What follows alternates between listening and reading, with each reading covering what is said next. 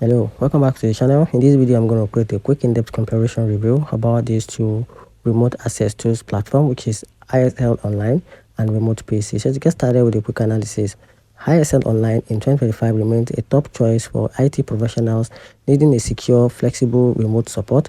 It supports a wide range of platforms, allowing unattended access, file transfer, and integrated with tools like ServiceNow.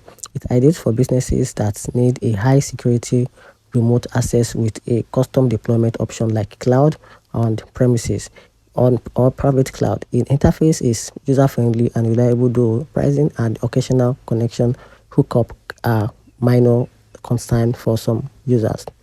And talking about remote PC, on the other hand, is designed for general users and small businesses. It offers an available plan, great performance or for remote desktop tasks, and a strong security features like always on access, drag and drop file transfer, cloud-based backup. ISL Online also offer a bucket and a large deeper IT service integration and a enterprise level customization. And here's my conclusion.